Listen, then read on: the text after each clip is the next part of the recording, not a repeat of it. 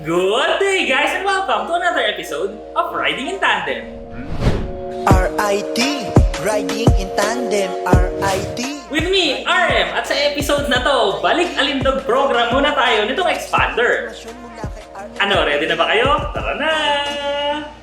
Alam niyo naman mga katandem, yung Expander natin medyo nagkakaedad na no? Lahat naman kasi ng mga sasakyan, pagka nagkakaedad na, medyo nagdadal na yung pintura, minsan may konting discoloration, may mga contamination dun sa pintura, hindi na maganda. Kaya ngayon, kasama natin si Sir Jet ng Ceramax Philippines. So, ako nga pala si Jet ng Ceramax Philippines. Ako yung owner. So, maliban sa ceramic tint, meron din kaming ceramic coating, detailing, interior, exterior. Ang gagawin bala natin ngayon, sir, di ba? Detailing tayo, tapos ceramic coating. So, paano na ba ang unang gagawin natin sa sasakyan? So, sa ceramic coating kasi, Doc, kasama na dyan ang process ng detailing. So, ang unang process natin dyan is, syempre, ikakarwash natin yung kotse, tatanggalin natin yung mga contaminants, tatanggalin natin lahat yung mga asfalto, yung mga chemicals. Then, yung second step natin is i-polish natin yung kotse or yung tinatawag natin na paint enhancement or correction. Okay. Then after that, lilinisin ulit natin yung kotse, then i-prepare na natin siya for coating na. Parang pag pinakinggan, ang dali-dali, no? Pero mabusising proseso to. Handa na ba kayo magsimula? O tara, simulan na! Tara na!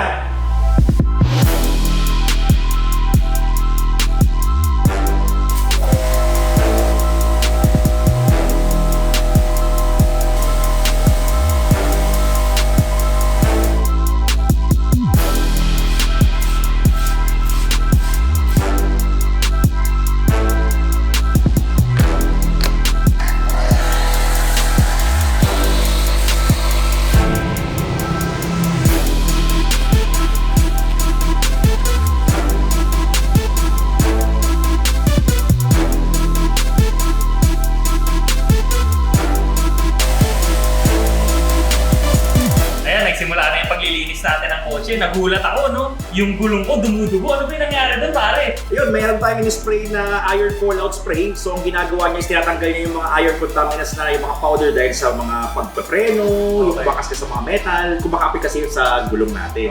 Yun ang kailangan natin tanggalin. Tsaka natin din yung paggawa na yung brush, no? Ang liit-liit, pero talagang lahat ng kasingit-singitan, ginagawa na sinusundok. Lahat kasi ng pwede nating maabot ng ating mga gamit, aabutin natin yan para matanggal talaga. Spotless talaga ang linis. Masabi ko lang sa inyo, certified magaling mga likot.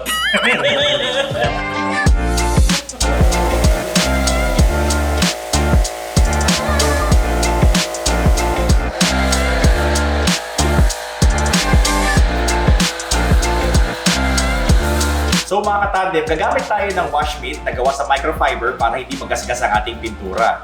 So sa premium wash na gagawin natin ngayon, which is part ng ating detailing, gagamit tayo ng tatlong bucket na method. Yung tatlong bucket natin is yung one bucket is for the wheels, tsaka sa tapalodo. Then yung two buckets natin is for the body. So dito sa Ceramax Philippines, kailangan detalyado talaga ang gawa, pati ang panghugas. So gumagamit tayo ng grit guard para hindi bumalik ang mga buhangin at ang mga dumi sa kotse. So, ang gagawin natin is sasawsaw muna natin ang ating wash mitt sa foam, sa soap. Then magpupunas tayo ng dalawang panel. Then after that, isasawsaw naman natin siya sa rinse bucket para matanggal yung mga contaminants like dust at saka mga buhangin bago natin siya isasawsaw dun sa foam bucket ulit. Then i-repeat lang natin yung mga method.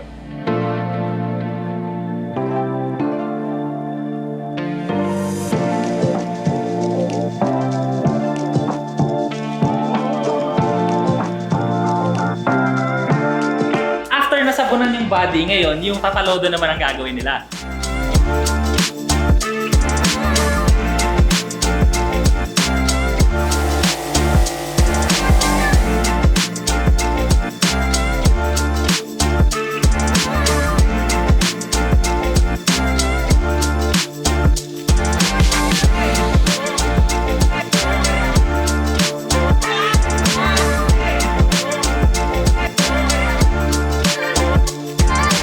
Bali ngayon, meron ng mga tape na dilaw yung sasakyan natin. Ano na ba nangyari dito? So ito, pagkatuyo natin, nilagyan natin siya ng mga detailer's tape para hindi tamaan yung mga plastic at saka yung mga goma para hindi mamuti pagka nag-polish tayo. Okay. Then check na rin natin yung body At tinignan natin kung ano yung mga scratches o yung mga tinatawag namin na random isolated deep scratches na hindi na namin hinahabol dahil mauubos yung top coat. Kasi dapat sa detailing at saka sa coating, ang top coat is minemaintain mo, hindi mo inuubos. So, pero ibig sabihin yan, yung mga ibang mga shallow na gasgas, matatanggal yun. Matatanggal yan, lalo na yung mga mancha sa pintura. Okay, pero ang hindi lang, syempre pag malalim, kasi di ba kailangan na ng repaint, di ba? Or Oo. kailangan ng tawag doon yung pagtanggal ng UP. Yung PDR or paintless dent removal. Okay, mga ganun. At saka ginawa rin nga pala nila, yung salamin, nag-start na sila ng Glass detailing. yun. So, meron kaming chemical na pagtanggal ng mga watermarks. Tapos, after namin matanggal ang watermarks, i-treat namin yung glass at coat namin. Kasama na yun, ha? Kasama sa package yun na. Okay, okay.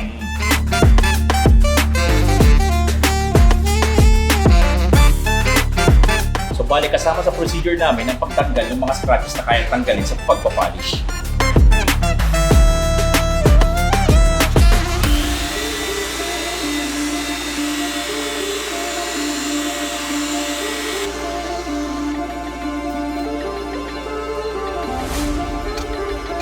Wow, ayos oh. Magic. Magic.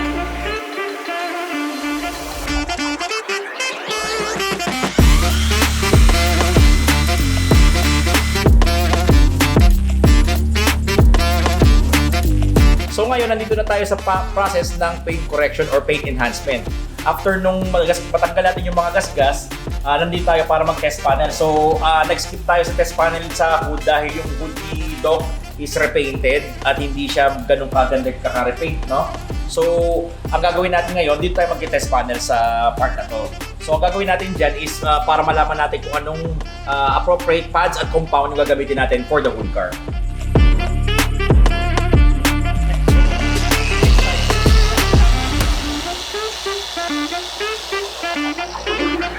Pare, test panel pa lang yun ha, pero napawaw na ako agad na lang.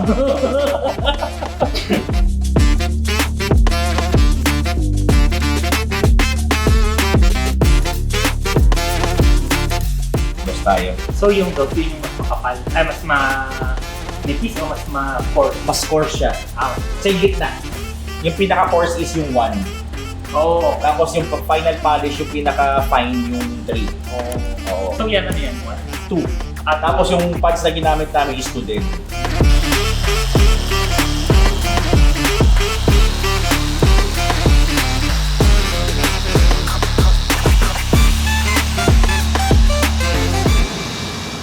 So ngayon, i-apply na natin ang ceramic coating.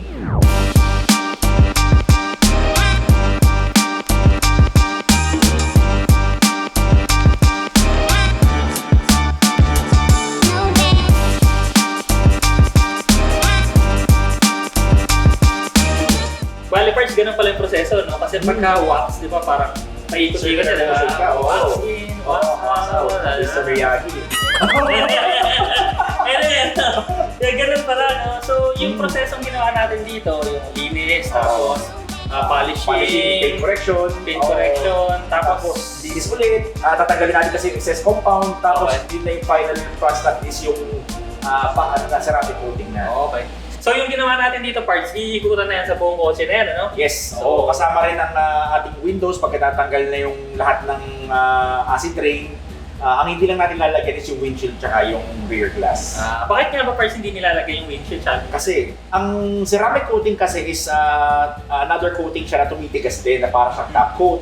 So, pagka nilagyan mo yung windshield at nag-wiper ka, magkakaroon ng wiper marks. Gagasgas siya. So, pangit Oo, din. pangit Okay. siya. Oo. So, ang gagawin lang natin sa rear, sa windshield mo at sa rear glass is lalagyan natin siya ng treatment para hindi kagad bumalik yung watermarks. Oh, okay. So, abangan na lang natin kung ano yung magiging finished product. Yung ating reveal Iyan, sa susunod na mga araw.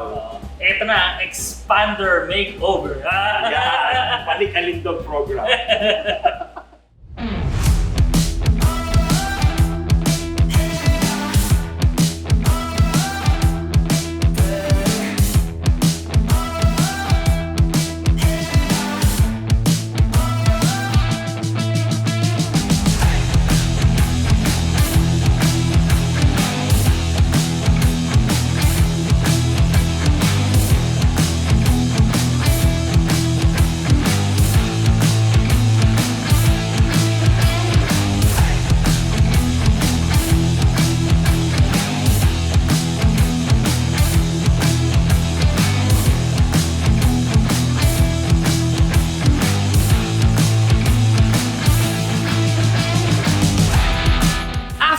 days mga katandem, nandito ulit tayo sa Ceramax Dasmariñas at kukuhanin na natin ang expander. Kamusta kaya? Ano kaya nangyari? Ayos na ba, Sir Jet? Ayos na, ayos na. Tara na. Ano, ready?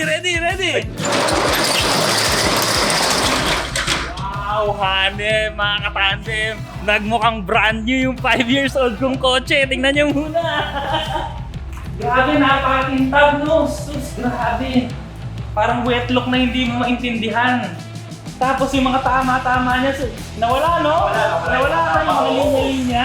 Pero yun lang, may mga natira na talaga na sobrang lalim, pero sobrang minimal na panibis din namin siya. Oh, at saka syempre, di ba? Hindi naman talaga lahat matatanggal dahil nga kailangan repaint talaga eh. Oo, repaint Tika, ikutan muna natin. Grabe, oh, pati rings ko ah. Parang pwede na kumain dito ah, kitab! Tapos di ba meron tayo nakita dito na parang may tama rito, di ba? Oo, nawala, di ba? Nawala! Oo. Ito ah. As in, pati yung pati yung likod ng plaka niyan, malinis na malinis talaga. At saka ito, dito yung pinakamalala akong nakita eh. Yung may mga linya-linya dito, may itim-itim, may white na linya. Meron pa yung letter U dyan na tama, nawala. Grabe, nawala lahat. Ayos Pati yung ah. taillights mo, binuff din namin or pinalish din namin siya. Grabe, ang galing. Salamat, Sir Jet. Napakagaling ng trabaho nyo. Kaya silipin natin maigi para... Pati yung bubong, pwede ka kumain dyan. Grabe. Ito pa, Doc, kung mapapansin mo, dapat may tama to, no? Ay, oo nga. Ay, nawala. Hindi, Ano, may konti, pero, di ba? So, kasama talaga pala yung Oo. rims din. Detail. Talaga hindi talaga namin pati yung rims. Tapos naka-coating din yung pati rims. Oh diba? yes, nakakotin Oo, yung rims. Oo. Tapos yung mga yung mga puti-puti dito, nawala yung acid rain. Oo. Kasi mga katandem, alam niyo naman, minsan nagpa-park tayo sa labas, di ba? Nakikita niyo yung mga puti-puti dito. Yun yung acid rain. Pero ngayon, grabe. Tingnan mo naman. Parang talagang galing sa kasa. Grabe. Hanip. So Sir Jet, napakaganda ng gawa, no? Ano pa ba yung nung pag-alis ko? May ginawa ka pa bang iba? So, nung bago ka umalis, nung nagka-polish siya tayo, nag-final cleaning muna kami para tanggalin lahat ng compound sa body. Okay. Then nagpusinta kami ng dun sa coating. Okay. Then after that, after nung nakompleto namin yung buong lahat ng panel sa coating, nag-dry time na lang tayo ng 24 hours.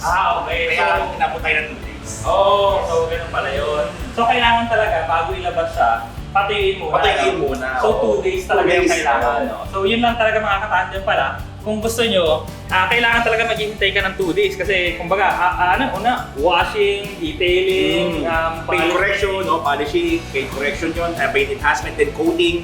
Then yung 24 hours, ilalaan natin yan sa drying time. So curing pa. Pero ngayon, kasi pare, di ba ano tayo ng Ceramax Dasmariñas, so dito pa lang available yan. Dito pa lang available na rin tayo sa Makati pero for smaller vehicles lang kasi Okay. syempre yung garahe natin is limited at the moment. Then Ceramax Cainta, magkakaroon din tayo niyan. Okay, so alam nyo na mga katandem Dasmariñas, pumunta kayo or Ceramax Cainta, malapit Makati. na. Okay, Makati. Makati. Okay.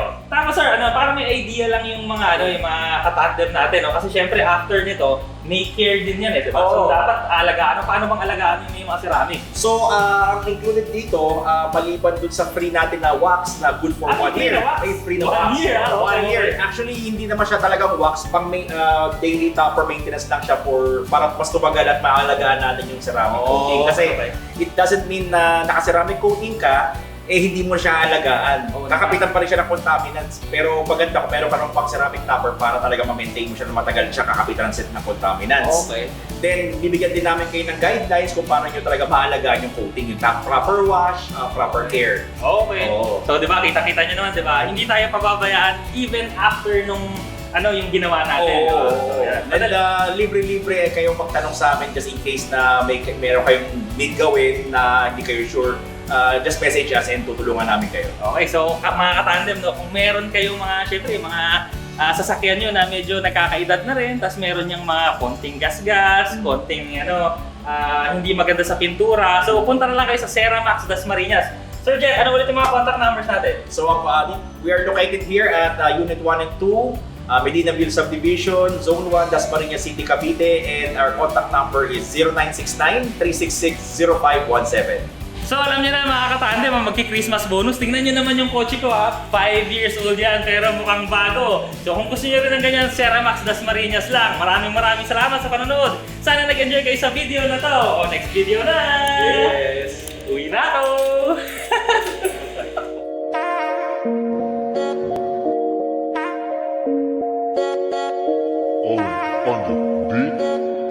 RIT, riding in tandem. RIT, riding in tandem. RIT, riding in tandem. Siksik na impormasyon mula kay RM at Elaine.